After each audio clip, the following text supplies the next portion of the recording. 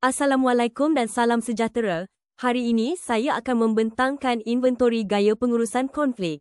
Pengenalan, konflik yang tidak diurus dengan berkesan dan tidak dibendung dari peringkat awal, kadangkala berkembang menjadi masalah besar dan boleh memusnahkan sesebuah organisasi.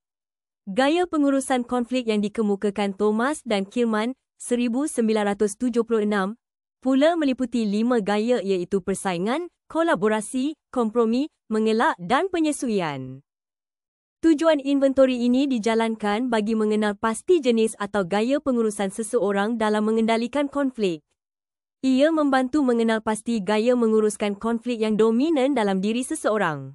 Inventori ini mengandungi 30 soalan yang mengambil masa selama 15 hingga 20 minit. Tiada jawapan yang betul atau salah. Oleh yang demikian, jawablah kesemua soalan-soalan ini berdasarkan kepada pandangan anda apabila anda berada di bawah tekanan. Bagi setiap penyataan, sila bulatkan jawapan A atau B di atas kertas jawapan yang disediakan.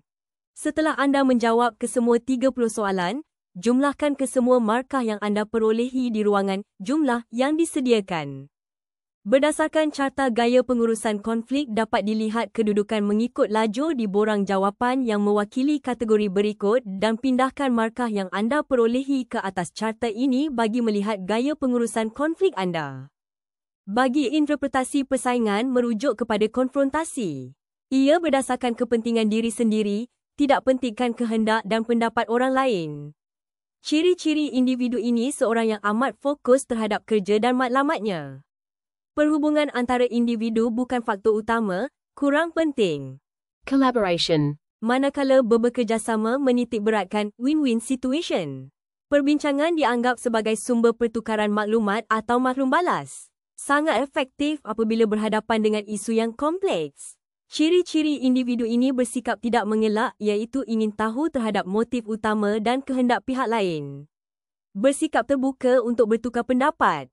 Compromising. Manakala bertolak ansur, menggunakan kaedah perkongsian bersama, give and take, sangat efektif apabila berhadapan dengan isu yang kompleks atau terdapat keseimbangan kuasa. Ciri-ciri individu ini percaya bahawa penyelesaian itu adalah adil jika kedua-dua pihak bertolak ansur. Avoiding. Mengelak adalah menggunakan kaedah don't rock the boat. Ciri-ciri individu ini adalah suka mengelakkan diri daripada berhadapan dengan konflik dengan cara buat-buat tidak tahu, tidak mahu bercerita atau teragak-agak. Suka mengelak atau berdolak dalik dari situasi konflik dan tidak mengambil berat tentang kepentingan diri maupun orang lain. Accommodating. Penyesuaian. Mengutamakan kepentingan atau kehendak individu lain. Ini berkemungkinan disebabkan oleh perasaan rendah diri. Menggunakan kaedah interpersonal di mana akan membuatkan individu lain berasa selesa dan puas hati. Ciri-ciri individu ini cepat mengalah dan bersedia untuk bertolak ansur daripada berhadapan dengan masalah.